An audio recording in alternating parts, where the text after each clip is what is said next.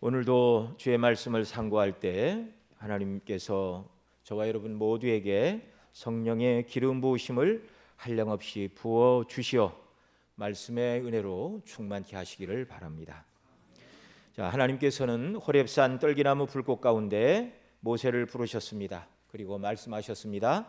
내가 너를 바로에게 보내어 내 백성 이스라엘을 인도하여 내게 하리라. 그리고 이 산에서 나를 경배하게 하리라.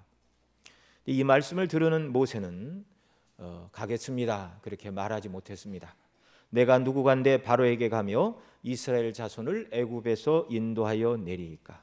자신은 무능하여 갈 수 없다고 대답했습니다. 그게 첫 번째 모세의 사양 또는 이유 또는 핑계가 되겠습니다. 그 말을 들으신 하나님께서는 모세에게 내가 너와 함께 하리라. 함께 하리라. 모세가 하나님이 얼마나 영광스러우시고 능력 많으신 분인가를 알았다면 그 말씀 한마디만 들어도 큰 힘과 위로를 얻었을 것입니다.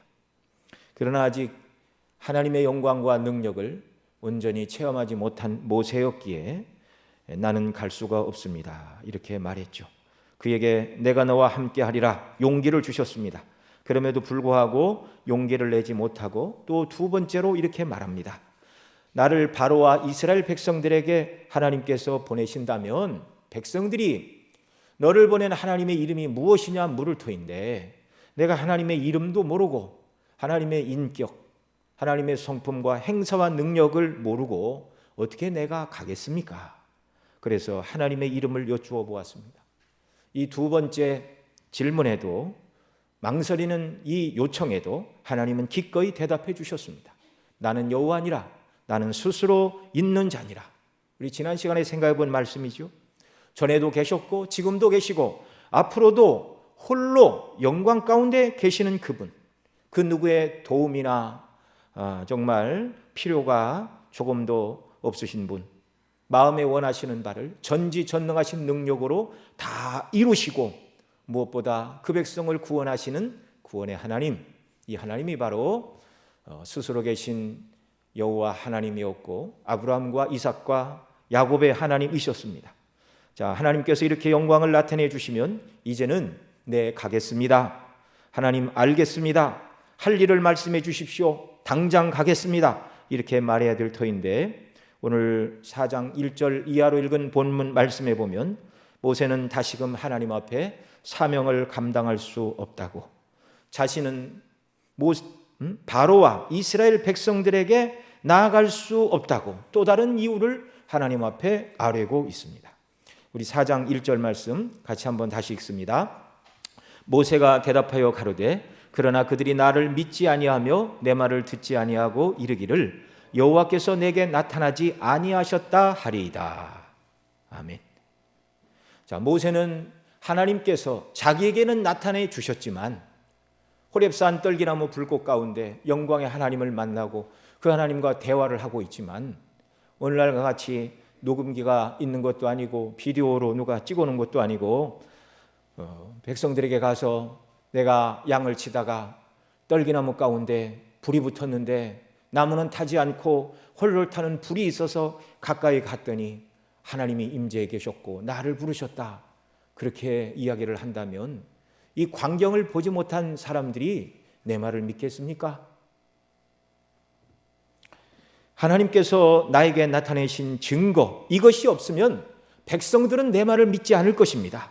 그러니 나는 갈 수 없습니다 라고 세 번째 하나님의 말씀을 명령을 사용하고 있는 것입니다. 우리는 여기서 하나님을 전혀 알지 못하고 예수님을 믿지 않는 불신자들에게만 불신앙과 불순종이 있는 것이 아니라는 것을 알게 됩니다. 하나님을 알고 섬김에도 불구하고 예수님을 믿음에도 불구하고 때때로 저와 여러분 모두에게는 믿음이 연약하고 부족할 때가 있다는 말이죠. 그래서 온전히 하나님의 부르시는 음성에 하나님이 뜻하신 목적대로 살지 못하는 때가 있다는 말입니다.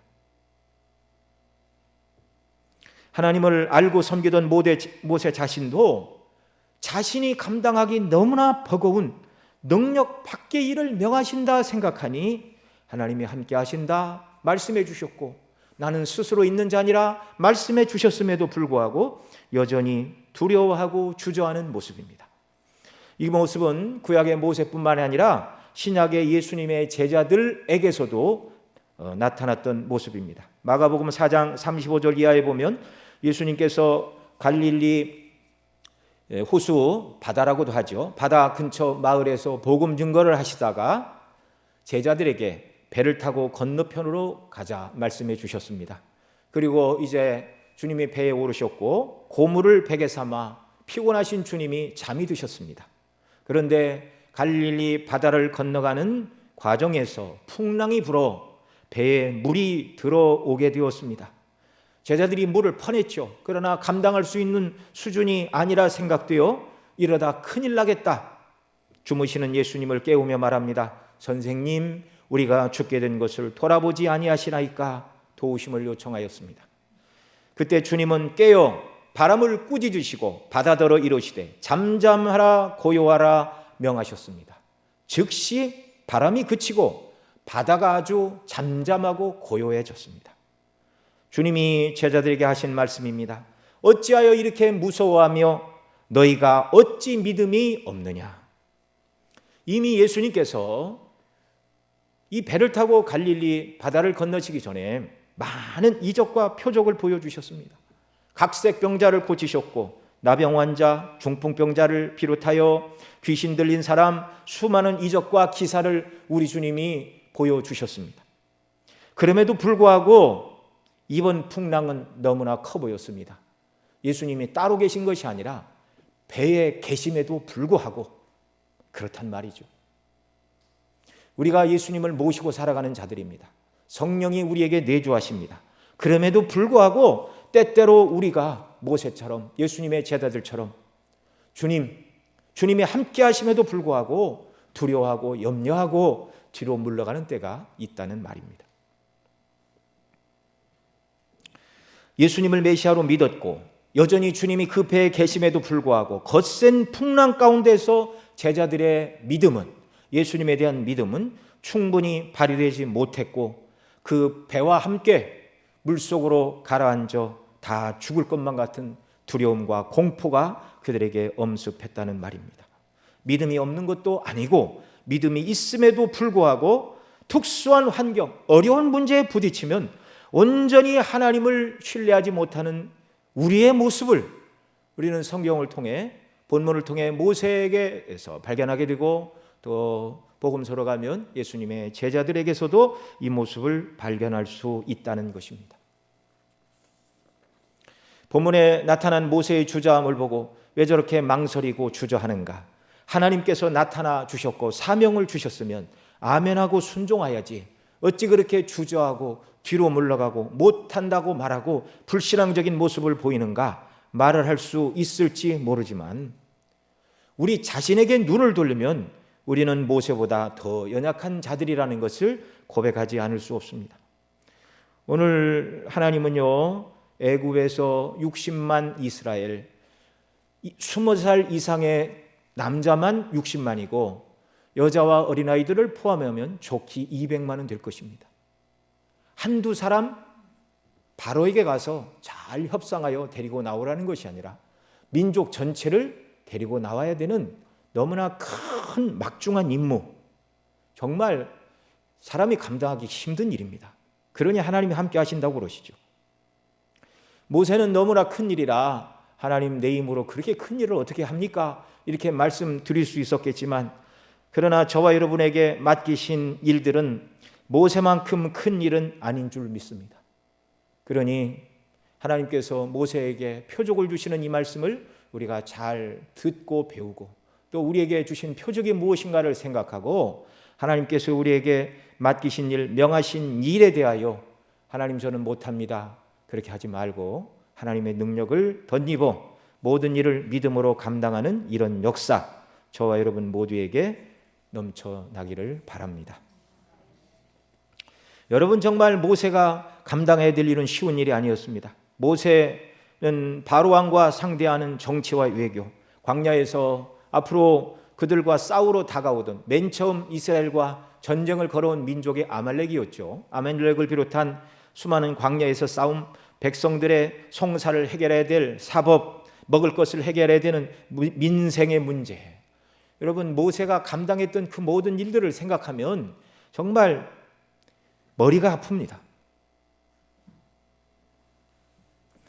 그들의 조상 하나님 여호와께서 친히 모세에게 나타나사 자신의 이름을 부르시고 소명을 주시고 함께 하신다 약속하시고 친히 전능하신 그 이름을 가르쳐 주셨지만 여전히 모세에게는 두려움이 남아 있었다는 말이죠. 자, 그런데 하나님은 오늘 모세가 하나님께서 나와 함께 하심의 표적을 구할 때 그에게 너로 말미암아 반드시 바로와 싸워서 이기고 출애굽을 가능하게 할 것이다라는 표적을 보여주고 계십니다. 우리 모두에게도 모세에게 보여주신 똑같은 방식의 표적은 아니지만 여전히 하나님께서 저와 여러분에게도 우리를 부르시고 구원하시고 자녀 삼으신 표적을 성경에 명백히 말씀해 주고 있습니다. 이 사실을 인하여 정말 감사하고 기뻐하는 역사가 우리에게 있기를 바랍니다. 자, 오늘 우리가 1절 말씀 읽은 대로 그러나 그들이 나를 믿지 아니하며 내 말을 듣지 아니하고 이르기를 여호와께서 내게 나타나지 아니하셨다 하리이다. 지금 모세가 이렇게 말하고 있죠. 40년 전 이스라엘 백성들이 자신에게 한 말이 무엇이었습니까? 누가 너로 백성의 주제와 재판장을 삼았느냐 말하면서 동족을 구원하고자 하는 자기의 본심을 받아들이지 못하고 자기를 배척하고 그로 인하여 그는 애굽을 떠날 수밖에 없었죠. 그때의 기억, 그때의 상처, 그때의 실패를 생각하며 하나님께서 지금 나를 바로에게 보내시고 또 이스라엘 백성들에게 보내시려 하지만 내가 가서 이스라엘 백성들에게 하나님께서 나를 보내시어 내가 지금 여러분을 애굽에서 이끌고 하나님의 약속의 땅으로 가려고 합니다 라고 말해도 이스라엘 백성들이 40년 전처럼 그때는 누가 너로 백성의 주제와 재판장을 삼았느냐고 말했지만 이제 내가 가서 여호와께서 나에게 이렇게 명하셨다 말해도 그들이 여호와께서 내게 나타나지 않으셨다, 여호와께서 내게 나타나신 증거가 무엇이냐고 묻고 전과 같이 나를 배척할 것입니다. 제가 어떻게 가겠습니까? 지금 이렇게 말씀을 드리고 있는 것입니다. 이 요청에 여호와 하나님은 모세에게 내가 너와 함께하는 증거를 주시겠다 말씀하고 계시죠. 그리고 모세에게 하나님의 능력과 영광을 보여주시고 그 능력을 의지하여 바로에게도 가고 또 이스라엘 백성들에게도 가서 정말 그들을 이끌고 나오라 이렇게 말씀하고 계십니다. 여러분, 지난주에도 말씀을 드렸지만 하나님은 홀로 이 모든 일을 행하실 수 있는 분입니다. 바벨론에서 포로를 돌리실 때 하나님께서 홀로 하셨습니다. 그러나 지금 모세와 그 백성을 당신의 백성으로 삼으시고 구원하시고 그들과 동행하시고 그들에게 영광을 나타내시고 함께 거하시는 은혜의 복락을 베풀어 주고 계신 것입니다. 하나님의 일꾼으로 부름받았다는 것은 그러니 하나님 내가 이 짐이 너무 큽니다 라고 말하기 전에 특권이요 영광이라는 사실이고 무슨 일을 맡겼든지 간에 하나님께 나아가 도우심과 은혜를 간구할 때 그 모든 일을 감당할 힘과 은혜와 능력 주심을 또한 믿으시기 바랍니다. 오늘 2절로 9절에서 하나님께서 모세와 함께 하시는 표적을 이제 세 가지로 보여주고 계시는데요. 그 표적의 내용을 살펴보기 전에 먼저 표적을 주시는 목적을 5절에서 기록해 주고 계십니다. 우리 4장 5절 말씀 다 함께 읽습니다. 시작. 또 가라사대 이는 그들로 그 조상의 하나님 곧 아브라함의 하나님 이삭의 하나님 야곱의 하나님 여호와가 내게 나타난 줄을 믿게 함이니라 하시니라. 아멘.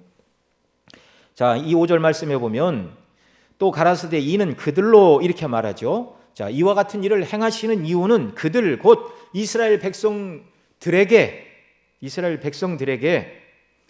조상의 하나님 아브라함과 이삭과 야곱의 하나님이 살아계시고 나타나시고 그래서 지금 구원 사건을 진행하고 계시다는 사실을 모세에게 나타나는 표적을 통하여 가르쳐 주시겠다는 것이고, 이것이 첫 번째 목적이고, 두 번째는 이 하나님께서 내게 나타난 줄을 믿게 하려 함이니라, 이렇게 말씀하고 있습니다. 이 표적을 행하시는 하나님이 누구신가? 말씀드린 대로 계속해서 하나님은 3장에서 모세를 부르실 때부터 아브라함의 하나님, 이삭의 하나님, 야곱의 하나님이라고 자신을 소개하고 있습니다. 바로 아브라함과 맺으신 구원의 언약을 이제 이루시는, 그 백성을 돌아보시는 하나님이라는 것입니다. 그 하나님의 구원의 역사가 이제 시작되었음을 모세를 통하여 그 백성들에게 보이고 계시는 것입니다. 여러분, 앞서 2장 10절에 보면 모세가 애굽 사람이 자기 형제를 치는 것을 본지라, 이렇게 말하고 있습니다. 그 모습을 본 모세가 화가 치밀어 애굽 사람을 쳐 죽이고 모래에 묻었죠. 그리고 그 백성을 어떻게 하면 구원해낼까 고심을 했는데, 그런데 모세는 살인자가 되었고 실패자가 되어 미디안 광야에서 유배 아닌 유배의 생활 40년을 보내야 됐습니다. 모세는 동족의 아픔을 눈으로 봤지만 구원해낼 능력이 그에게 없었습니다. 그런데 2장 23절 이하에 보면 하나님께서 그 이스라엘 백성들이 고욕으로 인하여 탄식하며 부르짖으니 그 고욕으로 인한 부르짖는 소리가 하나님께 상달한지라, 하나님께서 그 고통 소리를 들으시고 아브라함과 이삭과 야곱에게 세운 그 언약을 기억하사, 언약의 하나님이라고 말씀하면서 이스라엘 자손을 권념하셨더라, 이렇게 말씀합니다. 여기 권념이라는 단어가 모세가 애굽인이 자기 형제 치는 것을 본지라라고 말할 때 그 보다라는 동사와 하나님께서 이스라엘 자손을 권념하셨다라고 말할 때 이 권념이라는 말이 똑같은 본다라는 말입니다. 모세는 보았지만 동족을 위하여 할 수 있는 일이 애굽 사람 하나 쳐 죽이고 도망가는 것밖에 할 일이 없었습니다.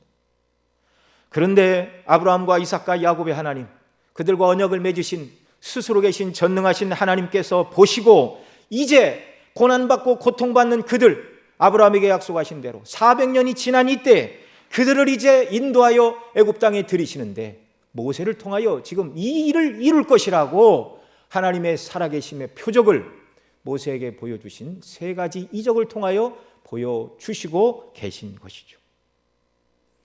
하늘에 계신 아버지 하나님이 저와 여러분의 하나님이시고 우리 아버지심을 믿으시기 바랍니다.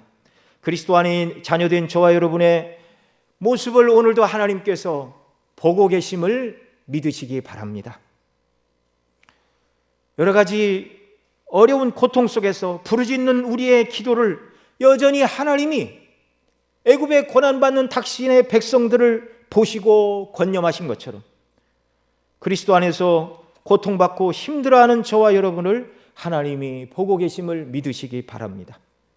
요즘 코로나 사태로 인해 많은 분들이 어려움을 겪는 줄 압니다. 세계가 하나로 연결이 된 시대이기 때문에 한 나라가 어려우면 경제가 전 세계적으로 영향을 미치는데, 모든 나라의 이 감염병으로 인하여 정말 경제가 매우 어렵고 어려운 그런 시기를 우리가 살아가고 있는 것이죠. 오늘 우리가 겪는 이 모든 어려움의 현실, 하나님께서 보고 계시고 보좌 우편에서 이 땅을 통치하시는 우리 구주, 우리 주님께서 저와 여러분 한 사람 한 사람, 당신의 자녀된 자, 백성된 자 모두를 보고 계심을 믿으시기 바랍니다. 하나님께서 알지 못하고 세상에 벌어지는 일이 없고, 자녀된 저와 여러분들에게 하나님께서 계획하시지 않은 채로 벌어진 일이 없다는 것을 여러분 우리는 확신해야 됩니다. 계시록 2장에 보면 주님께서 에베소 교회를 향하여 이렇게 말씀하시죠. 오른손에 7뼈를 붙잡고 7 금초대 사이를 거니시는 이가 가라사대, 내가 내 행위와 수고와 내 인내를 알고 또 내가 참고 내 이름을 위하여 견디고 게으르지 아니한 것을 아노라. 하나님께서는 믿음을 따라 수고하며 믿음을 지키기 위하여 고난받으며 또 세상에서 힘들고 고통받는 저와 여러분을 다 보고 계시다는 사실을 여러분 기억하시기 바랍니다. 그리고 이길 힘도 주십니다. 그 이길 힘을 어디에 주시는가? 결론에 가서도 한 번 더 말씀을 드리겠지만 우리의 모든 어려움과 고난을 이길 힘은 그리스도 예수 안에서 날마다 우리에게 베풀어 주심을 믿으시기 바랍니다. 자, 하나님께서 지금 모세에게 나타나 세 가지 표적을 보여주시면서 표적을 보여주시는 첫 번째 목적이 이제 그들의 조상과 언약하신 하나님께서 지금 구원을 베풀기 위하여 모세와 함께 한다는 것. 그 다음에 두 번째로는 모세가 여호와가 내게 나타난 줄을 믿게 하려 함이니라. 모세가 가서 하는 그 말이 지어낸 말이 아니라 사실임을 모세에게 주신 이 표적을 통하여 백성들에게 드러내 주시고 증거해 주시겠다는 말씀입니다.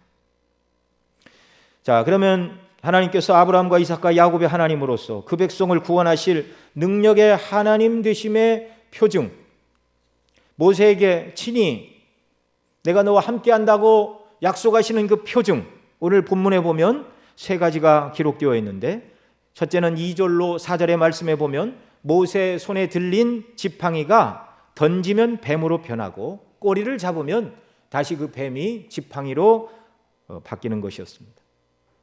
둘째로는 6절로 8절 말씀에 모세가 손을 품에 넣으면 나병이 발하여 손이 휘어졌는데 다시 그 손을 품에 넣으면 손이 깨끗해지는 표징이고, 세 번째는 하수 곧 나일 강물을 조금 취하여 육지에 부으면 피가 될 것이다. 이 세 번째 표징은 실험해 보지 못했습니다. 왜냐하면 미디안 광야 호렙산과 여기서 말하는 하수 곧 나일강은 너무나 멀리 떨어져 있는 곳이기 때문에 두 가지는 그 자리에서 하나님께서 눈으로 보여주셨고, 세 번째는 첫 번째, 두 번째를 보여주신 하나님의 약속을 의지하여 그렇게 행하면 하수가 피로 변하는 일이 있을 것이다. 이렇게 표적을 주신 것이죠. 이 영광스러운 표적을 하나님께서 주셨는데 이 각각의 의미를 우리가 또 생각해 보아야 할 것입니다. 먼저 지팡이가 뱀이 되는 이적입니다. 하나님께서는 모세에게 물으셨습니다. 내 손에 있는 것이 무엇이냐? 모세 손에는 양떼를 인도하는 데 필요한 목자의 지팡이 그것 하나 있었습니다. 내 손에 있는 것이 무엇이냐? 이 모세가 대답하죠. 지팡이입니다. 하나님께서 모세가 사역을 감당함에 있어서 양을 치던 그 지팡이 하나만 들고 가라는 것입니다.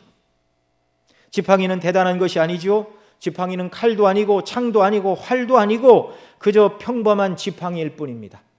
양떼들이 잘못 가면 길을 인도하고 또 낭떠러지에 떨어져 있으면 이렇게 지팡이 끝이 이렇게 구부러져 있죠. 거기 끝털이 구부러진 곳에 양떼를 걸어 끌어올리는 그 정도의 용도.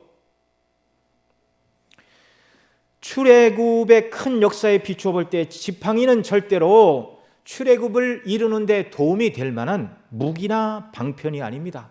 다만 하나님은 지팡이 하나 주시고 이 지팡이를 의지하고 나갈 때 하나님께서 내가 너를 사용하고 쓸 것이다.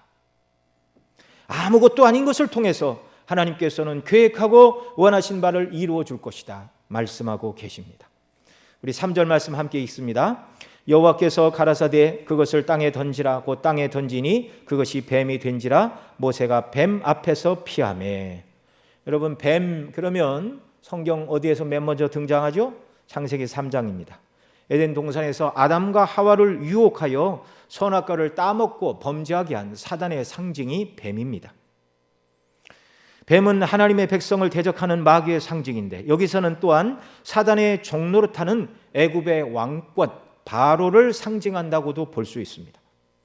애굽의 여러분 오늘날 바로 피라미드에 보면 고대 바로들을 이렇게 피라미드 안에 산채로 미라를 만들어 놨죠. 그래서 그 미라가 들어있는 관뚜껑을 보면 멋있게 만들어 놓고 그 머리에 이렇게 두건을 쓰고 있는데 그 왕관 같은 두건을 감고 있는 것이 바로 이 코브라입니다. 그러니 이 뱀은요 사단의 상징이고 바로의 상징이었습니다. 왜 애굽 사람들이 왕권을 상징하는 그 두건에 왕관에 코브라 모양을 새겼는지 우리가 이해는 하지 못하지만 뱀 그러면 사단의 상징이요 바로의 왕권을 상징한다는 것을 어렵지 않게 알 수가 있습니다. 자, 지팡이를 던지니 뱀이 되었습니다. 얼마나 실감나고 무서웠는지 모세가 뱀 앞에 피하매라고 말하고 있습니다. 아마 미디안 광야에서 뱀을 여러 번 보았을 것입니다. 뱀을 잘 아는 모세가 맹독을 가진 뱀이었기 때문에 그 뱀 앞에서 80이 넘은 노인이 뒤로 물러가고 있는 것이죠. 여러분, 이것은 40년 전 모세가 애굽인을 쳐 죽인 일이 탄로나 바로를 피하여 도망하는 모습, 지금 이 뱀을 피하는 모습이 과거에 바로를 피하던 바로 그 모세의 모습을 떠오르게 하고 있습니다. 그러나 이제는 달라졌습니다. 4절도 같이 읽겠습니다. 여호와께서 모세에게 이르시되 내 손을 내밀어 그 꼬리를 잡으라. 그가 손을 내밀어 그것을 잡으니 그의 손에서 지팡이가 된지라. 아멘. 여호와께서는 그 두려운 맹독을 지닌 뱀의 꼬리를 잡으라고 하십니다. 뱀의 꼬리를 잡는 것은 쉬운 일이 아닙니다. 여러분, 어려서 뱀을 잡아보신 분들은 알겠지만 뱀을 잡으려면 뱀하고 멀찍이 떨어져서 막대기나 쇠꼬챙이 같은 것으로 뱀을 일단 누르고 머리를 제압해야 됩니다. 머리를 누르고 그 다음에 이제 손으로 뱀을 잡되 머리 아래 이렇게 목 부분을 딱 잡아야 됩니다. 그래야 뱀에게 물리지 않죠. 그런데 하나님은 뱀의 꼬리를 잡으라고 하십니다. 매우 위험한 일입니다. 그래서 뱀의 꼬리를 잡는 일은 믿음의 순종이 요구되는 일이었습니다.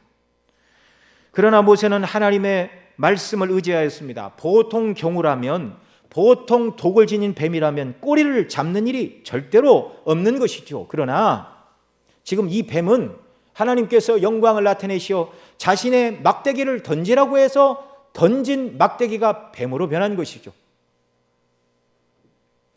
그리고 그 뱀의 꼬리를 잡으라고 하시니 하나님의 명령과 능력을 의지하여 담대하게 뱀의 꼬리를 잡아 올렸습니다. 어떻게 되었습니까? 모세가 뱀의 꼬리를 잡아 들자 이내 그 뱀은 원래 모세가 들고 있던 나무 지팡이로 돌아갔습니다. 말씀대로 순종할 때 이런 역사가 일어났죠. 용기가 없어 주저하는 모세에게 하나님은 한 걸음 한 걸음 차근차근 그의 눈높이에 맞게 하나님의 능력과 영광을 보여주셨고 온전히 순종할 것을 지금 말씀해 주시고 하나님의 일꾼으로 세워가고 계신 것입니다. 오늘날 예수님 믿고 저와 여러분을 하나님께서 이렇게 한 걸음 한 걸음 하나님의 영광을 나타내 주시고 보여주시고 우리에게 날마다 믿음을 더하여 주시고 하나님의 영광을 위하여 섬기는 신실한 일꾼들로 세워 오셨음을 여러분 믿으시기 바랍니다.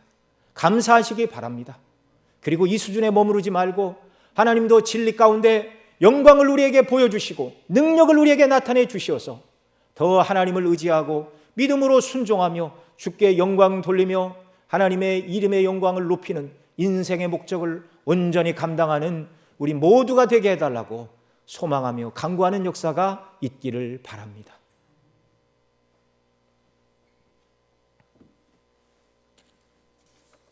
두 번째 표적은 6절로 8절에 기록된 것처럼 내 손을 품에 넣으라 하실 때 손을 품에 넣었다 빼보니 손에 나병이 발하였습니다. 다시 내 손을 품에 넣으라 하시자 다시 손을 품에 넣었다가 빼보니 손이 여상하더라. 깨끗해졌다는 말이죠.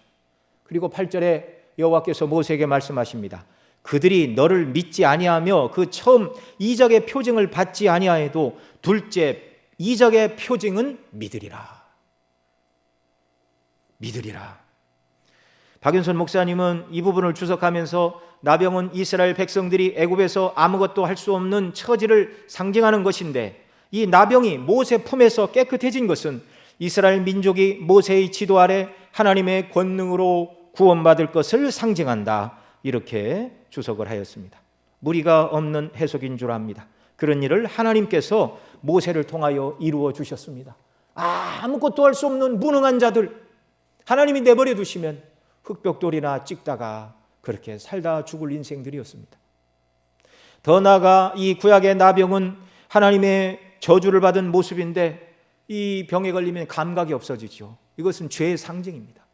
죄에 빠져 하나님에 대한 영적인 감각을 잃어버린 죄를 짓고도 죄에 대하여 무감각하고 하나님의 진노와 심판이 자기에게 직면한지를 알지 못하는 죄의 상징으로 구약에서는 또 신약에서는 나병을 설명하고 있습니다. 여러분, 저와 여러분이 이런 자들이었습니다. 죄로 인하여 하나님 앞에서 죄와 허물로 죽은 자인데 우리가 죽은 것 자체도 모르고 살던 자들이었습니다. 하나님이 살려주시니 비로소 내가 과거에는 하나님께 대하여 죽은 자였구나. 죄와 허물로 죽은 자리에 있는 자들을 하나님께서 그리스도 안에서 구원하시는 표징이 바로 이 나병을 치유하는 역사다. 이렇게 또한 우리가 해석을 할 수 있습니다. 하나님은 이 표적을 보이시고 말씀하시죠. 이 둘째 표징은 믿으리라. 믿으리라. 하나님께서 모세에게 보이신 이 표징은 이스라엘 사람들로 하여금 아무리 모세가 강한 권세를 지닌 왕이라 할지라도 하나님께서 모세와 함께 하시고 우리와 함께 하시고 그 사단을 상징하는 뱀을 아무것도 아닌 것처럼 만든 것처럼 바로의 능력과 권세 아래서 그 백성 이스라엘을 구원해낼 하나님의 표징으로 주신 것입니다. 이 두 가지 표징은 다 구원과 관련이 있는 것이죠. 세 번째 이적은 처음 두 가지 이적을 믿지 않고 그것을 보고도 모세의 말을 듣지 않으면 실행하라 주셨는데 우리 9절 말씀 함께 읽습니다. 그들이 이 두 이적을 믿지 아니하며 내 말을 듣지 아니하거든 너는 하수를 조금 취하여다가 육지에 부으라. 내가 취한 하수가 육지에서 피가 되리라. 하수 곧 나일 강물이 피가 되는 일이 있을 것이다. 앞서 말씀을 드렸죠. 지금은 부름받는 곳은 호렙산, 나일강은 매우 멉니다. 당장 해볼 수 없는 표적이나 그러나 첫 번째, 두 번째 표적을 보이신 하나님께서 세 번째 표적도 모세가 행하면 반드시 물이 피가 되는 은혜를 베풀어 주실 것이죠. 자, 하나님께서 지금 모세를 보내어 이스라엘 백성들에게 하나님이 살아계시고 지금 자신들을 구원하시는데 모세를 통하여 이 일을 할 것이라는 것을 명백히 보여주고 계신 것입니다. 하수 곧 나일 강물이 피가 되는 것 또한 상징입니다. 애굽 사람들은 나일 강물을 신성시하였습니다. 그도 그럴 것이 창조주 하나님을 알지 못하는 애굽인들은 노상 그 강물을 마시며 살았고 그 강에서 고기를 잡았고 그 강을 이용해 농사를 지었습니다. 그들에게 나일강은 생명의 근원이었습니다. 자신들에게 풍요를 가져다주는 신적인 존재였습니다. 하나님의 창조를 알지 못하니 그들은 농사와 관련된 태양도 신이고 나일강도 신이었습니다. 이 나일강물이 피로 변하는 것은 애굽의 생명의 근원이 저주를 받는 것을 보여주는 것이죠. 그들이 섬기는 우상이 죽어 피로 변해 쓸모없는 것이 되는 것, 하나님의 능력 아래서 우상이 아무것도 아닌 것이 되는 것, 이 표적을 지금 모세에게 보여주고 계시는 것이죠. 이 모습을 본다면 이스라엘 모든 백성들은 하나님께서 지금 자기들을 권고하고 계신다. 돌아보시어서 조상 아브라함, 이삭, 야곱에게 맹세하신 그 구원의 약속을 이루어 주시는데 이 일을 이루는 방편으로 모세를 지도자로 세우신 것을 그들이 충분히 알게 될 것이다. 그래서 이 뒤에 30절에 가면 아론이 여호와께서 모세에게 명하신 모든 말씀을 전하고 백성 앞에서 이적을 행하니 보여주었습니다. 백성이 믿으며 여호와께서 이스라엘 자손을 돌아보시고 그 고난을 감찰하셨다 함을 듣고 머리 숙여 경배하였더라. 하나님께서 모세와 함께 하시는 이 표적, 그 백성을 구원하신다는 이 표적을 모세에게 보여주시고 모세가 백성들에게 나아가 이것을 행하자 그들이 하나님 앞에 감사하고 모세를 믿는 이런 역사가 나타났다는 것입니다. 하나님은 증거를 구하는 모세에게 애굽의 바로를 두려워하지 않고 그 백성에게 나아가 하나님께서 나에게 나타나셨다는 것을 증거할 수 있는 영광스러운 표적을 세 가지나 보여주셨습니다. 오늘 우리에게 모세를 통하여 하나님께서 이루신 이 출애굽의 의미는 무엇입니까? 길게 설명을 하고 있지만 그것은 예수 그리스도를 통한 구원의 예표이고 상징입니다. 이 모든 것이 다 그리스도를 통하여 이루실 구원의 예표이고 상징입니다. 누가복음 9장 30절 이하에 보면 변화순이의 광경을 설명하면서 이렇게 말합니다. 문득 두 사람이 예수와 함께 말하니 이는 모세와 엘리야라. 영광 중에 나타나서 장차 예수께서 예루살렘에서 별세하실 것을 말씀할세. 베드로와 및 함께 있는 자들이 권하여 졸다가 아주 깨어 예수의 영광과 및 함께 선 두 사람을 보더니 모세와 엘리야를 보았습니다. 그리고 모세와 엘리야가 하늘에서 내려와 예수님과 더불어 말하는 내용을 들었습니다. 그 내용이 무엇인가? 영광 중에 나타나서 장차 예수께서 예루살렘에서 별세하실 것을 말씀하실세. 이 내용을 베드로, 요한, 야고보가 변화산 위에서 들었습니다. 여기 별세란 말이 영어로는 엑소도스, 출애굽과 똑같은 말입니다. 예수님께서 예루살렘에서 잡히시고 고난받으시고 죽으시고 부활하실 일이 예수님이 이루실 참 출애굽이라는 것입니다. 예수님이 죽으시고 부활하심으로 말미암아 그 피로 우리를 구속하시어서 죄 아래 노예가 되어서 사단의 권세 아래 노예가 되어 있는 저희들, 죽음의 노예가 되어 있는 저와 여러분을 해방하시고 하나님의 자녀 삼으시고 구원하신다는 말입니다. 이것을 보여주는 것이 출애굽의 역사입니다. 예수님의 십자가의 죽으심과 부활이 참된 이스라엘 백성들, 하나님의 택하신 저와 여러분의 모든 죄와 그리고 우리의 모든 죄로 인한 사망, 그리고 일생에 매여 종노릇하는 이 세상으로부터 우리를 구원하여 하나님 나라로 들어가게 하는 참된 출애굽, 참된 구원, 이것을 모세와 엘리야가 변화산에 내려와 함께 주님과 더불어 이야기를 했다는 말이죠. 모세와 엘리야도 장차 예수님이 죽으실 보혈의 피를 인하여 구원을 받았습니다. 모르긴 해도 그들이 그런 말을 했는지는 모르겠지만 그들 마음속에는 주님과 이야기를 하면서 모세, 엘리야 자신들이 영광스럽게 지금 하나님의 나라 낙원에 거하는 것도 이제 얼마 후에 보혈의 피를 흘리실 예수님의 대속의 피를 인하여 구원받았다는 사실을 그들은 알고 있었고 그것을 인하여 함께 대화하며 주님과 교통을 했던 것이죠. 출애굽의 긴 역사적인 사실의 이야기와 수많은 이적들이 보여주는 것, 바로 예수님의 구원에 대한 예표들입니다. 그렇지 않다면 이 출애굽기의 내용이 성경에 기록될 아무런 이유도 없고 오늘 저와 여러분이 이 말씀을 살펴야 될 이유는 더더욱 없는 것입니다. 오늘 본문에서 모세는 하나님께서 주신 세 가지 표적을 받았습니다. 저와 여러분은 어떤 표적을 받았습니까?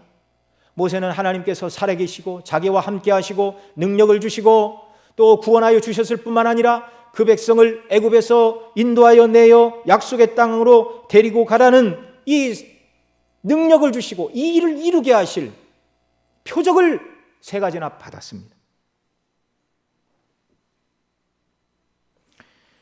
여러분, 우리도 표적을 받아야 됩니다. 하나님께서 살아계심의 표적, 그리스도 안에서 택한 저와 여러분을 구원하기를 기뻐하시고 또 모세처럼 엄청나게 큰 일을 우리에게 맡기신 것은 아니지만 우리에게 맡기신 그 모든 사명을 감당할 복음의 일꾼으로 하나님이 우리를 부르셨다는 어떤 표적을 우리는 받았느냐는 말입니다. 여러분, 나는 모세에게 하나님 주셨던 것과 같은 표적을 나는 받지 못해서 나는 아직도 믿음이 부족하고 연약하고 주님이 맡기신 모든 직임과 맡겨진 일들을 온전히 감당하는데 부족합니다. 충성할 수 없습니다. 헌신할 수 없습니다. 그렇게 핑계댈 수 없습니다. 왜냐하면 우리에게도 하나님께서 분명한 표적을 주셨습니다. 마태복음 12장 38절 이하에 그때 서기관과 바리새인 중 몇 사람이 말하되 선생님이여 우리에게도 표적 보여주시기를 원하나이다. 여기서 서기관과 바리새인들이 예수님께 보여주기를 바라는 표적은 예수님이 참 메시아인가? 물론 그들이 요구하는 메시아는 성경이 말하는 메시아의 모습과 다른 거라고 여러 번 저도 그렇고 우리 원로 목사님 수없이 얘기를 했죠.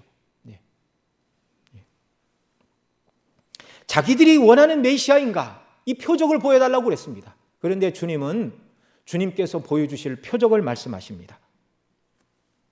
이미 주님께서는 중풍병, 나병, 그 다음에 농아와 시각장애인, 심지어 귀신 들린 자와 죽은 자도 살리셨고, 오병이어의 이적을 행하시고, 바람과 바다도 잔잔케 하시고, 무리도 다 걸으셨습니다.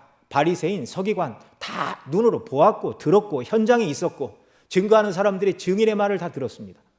여러분, 예수님이 메시아라는 증거가 부족합니까? 자기들이 원하는 표적을 달라는 것입니다. 표적이 흘러넘침에도 불구하고 믿지 않고 강짜를 쓰고 있습니다. 이때 주님께서 하신 말씀이 무엇이죠? 가라사대 악하고 음란한 세대가 표적을 구하나 선지자 요나의 표적밖에는 보일 표적이 없느니라. 요나가 밤낮 사흘을 큰 물고기 뱃속에 있었던 것 같이 인자도 밤낮 사흘을 땅속에서 있으리라. 바리새인 서기관들은 자신들이 원하는 표적을 달라 말씀하시는데, 주님은 내가 죄에서 너희를 구원하는 메시아인 참 표적은 요나의 표적밖에 없다.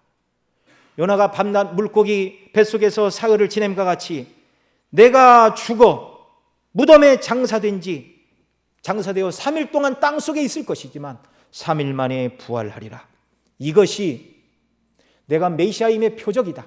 우리에게 바꾸면, 이것을 믿으면 이것이 내가 너를 구원하는 표적이다. 예수님의 죽으심과 부활이 내가 너와 함께하는 표적이다. 내가 너를 사랑하는 표적이다. 이런 은혜로 너를 구했으니 네가 이 복음을 들고 모든 사람에게 영광스러운 그리스도의 복음을 증거해야 될 너와 함께하는 표적이 바로 우리 주 예수 그리스도의 죽으심과 부활이라고 신약 성경은 말씀하고 계십니다. 우리 중에 예수님의 십자가와 부활을 믿지 않는 사람이 있습니까? 만약 그렇다면 아직 예수님을 믿을 수 있는 증거를 받지 못한 사람입니다. 하나님이 나와 함께 하시고 나를 사랑하심의 증거를 아직 붙잡지 못한 사람입니다. 여러분, 십자가의 죽으심과 부활을 믿지 못한다면 아직 죄사함 받지 못했습니다. 의롭다 하시는 칭의를 받지 못했습니다. 이런 사람은 구원받지 못하고 아직 하나님의 자녀가 아닙니다. 정말 우리 가운데 예수님의 죽으심과 부활을 믿지 못하고 그것이 나를 위한 구속의 사건임을 믿지 못하는 분이 계시다면, 성경에 기록하고 있는 예수님의 죽으심과 부활이 바로 나를 위한 구원 사건, 내 죄를 해결하시기 위하여 내 죄로 내가 죽고 지옥 가야 되는데 내 대신 형벌 받으시고 죄값을 완전히 담당하신 대속의 사건이라고 성경이 선포하는 이 사실을 깨달아 알고 믿는 은혜를 달라고 기도해야 합니다. 기도해야 됩니다. 옛날 우리 가난하던 시절, 먹을 것이 없던 시절, 참 하나님 앞에 나가 어머니들이 많이 정말 기도했죠. 아이가 아픈데 병원 갈 돈이 없으니 아이를 안고 밤이건 새벽이건 교회 가서 하나님 앞에 기도합니다. 하나님, 이 아이를 살려주십시오.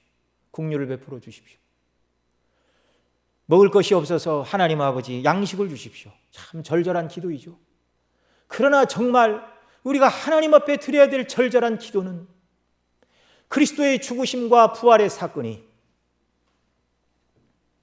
나를 영원한 지옥의 형벌과 저주에서 구원해 내시는 하나님의 사랑과 살아계심과 은혜의 표적임을 알게 하시는 성령님의 역사,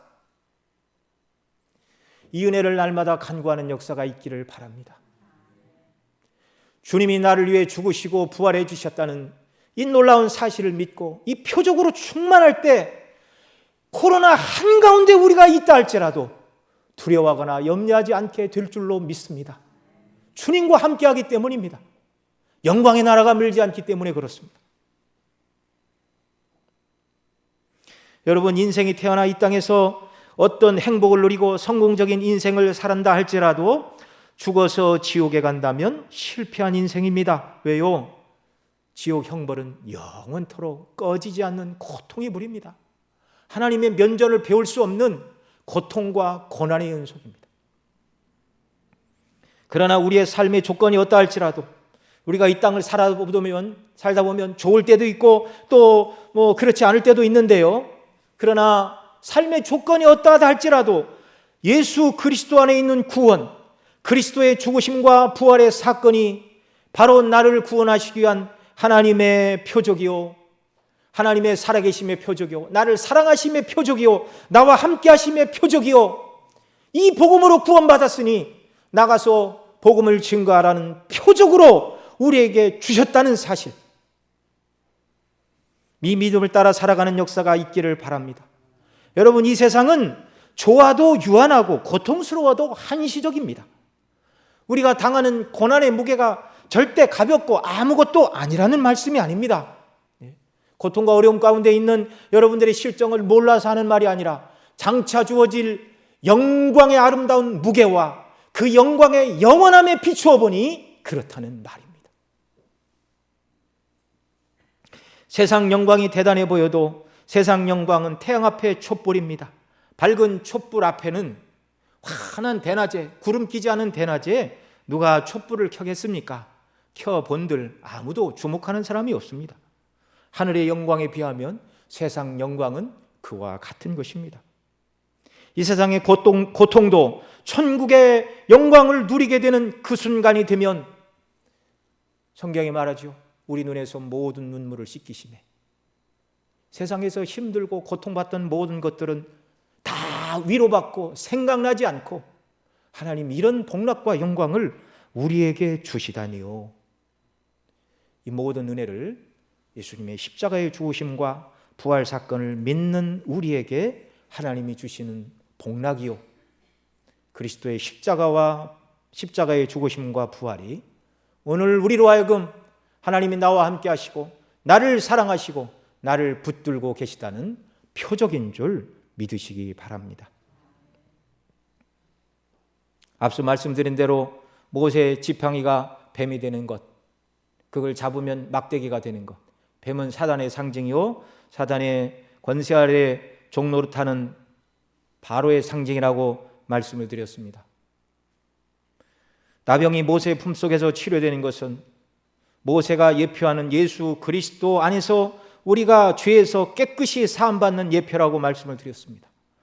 애굽의 하수를 피로 변하게 하시는 것은 애굽의 사람들이 신으로 섬기는 그 모든 우상을 하나님께서 파괴하실 것, 사단의 권세를 꺾으실 것의 예표라고 말씀을 드렸는데, 여러분, 이 모든 것이 바로 예수 그리스도의 십자가의 죽으심과 부활로 다 이루어졌다는 사실을 믿으시기 바랍니다.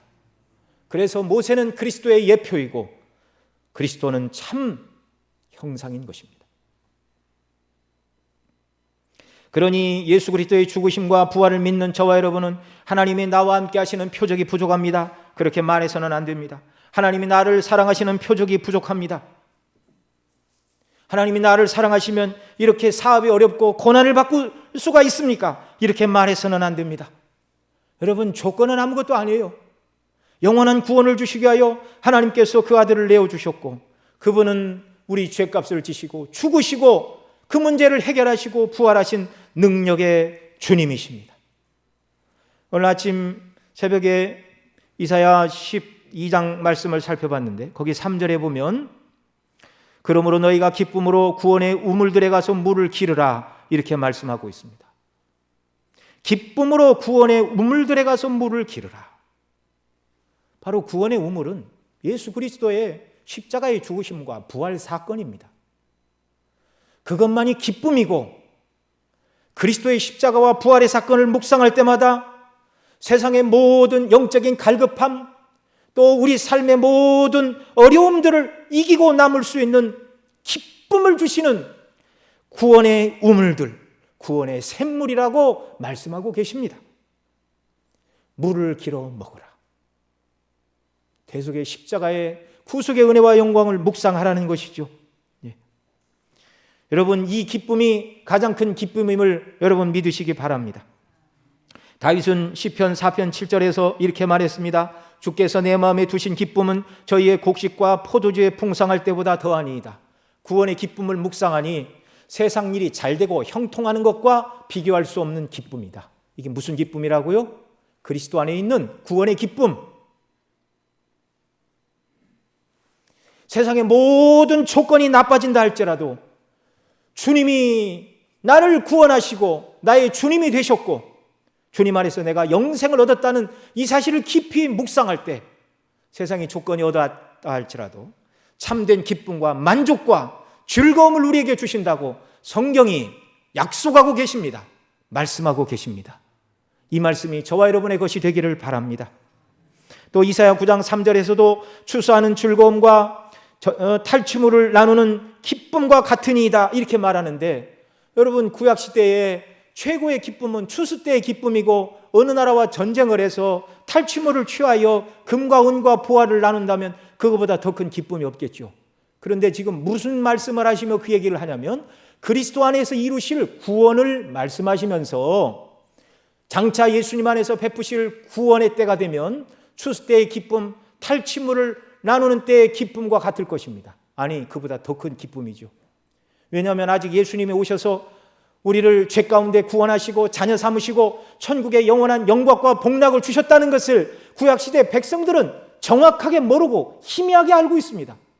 그러니 이 복락을 구약의 백성들에게 설명을 해야 되는데 설명할 방법이 없으니 세상에 있는 것으로 표현하는 것이 추수 때의 기쁨이요 탈취물을 나누는 때의 기쁨이다 이렇게 말하지만, 주님 안에서 우리에게 베푸신 기쁨은 세상의 그 어떤 것도 비교할 수 없는 세상의 모든 기쁨과 즐거움과 영광을 넘어서는 참된 기쁨인 줄 여러분 믿으시기 바랍니다. 그래서 저와 여러분 모두도 모세가 받은 표적과 같은 표적을 받았습니다. 날마다 십자가의 대속의 은혜와 복음의 영광으로 충만한 제가 되게 해 주십시오. 그래서 하나님이 나와 함께 하시고 나를 사랑하시는 그리스도의 십자가를 붙들고 하나님께서 우리에게 맡기신 일이 무엇이든지, 가정에서, 직장에서, 교회에서 우리에게 맡기신 직분이 무엇이든지 구원의 우물들 시시때때로 영적으로 가라고 목마를 때마다 주님께 나아가 충만한 은혜로 공급을 받고 주님이 함께 하심, 구원의 확신, 천국의 영광, 이걸 견고히 붙들고 하나님이 명하신 복음에 순종하는 삶, 하나님께서 기뻐하시는 복음을 증거하는 삶을 살아가는 귀한 역사 저와 여러분 모두에게 넘쳐나기를 바랍니다. 기도하시겠습니다. 사랑하시는 아버지 하나님, 고맙고 감사합니다. 모세에게 표적을 주시고 가서 하나님의 영광을 위하여 일하라 말씀해 주셨습니다. 오늘도 우리에게 모세에게 주신 표적보다 더 분명한 표적, 주님의 십자가의 죽으심과 부활의 놀라운 은혜를 우리에게 표적으로 주셨습니다. 그것이 하나님이 살아계심의 표적이요, 나를 사랑하심의 표적이요, 나와 함께 하심의 표적이요, 귀한 사명 감당하라고 주신 표적이요, 날마다 기쁨과 즐거움으로 세상을 살아가라고 주신 표적인데, 이 은혜를 날마다 누리며 승리하는 저희 모두가 되게 하여 주옵소서. 우리 구주 예수님의 이름으로 기도드리옵나이다. 아멘.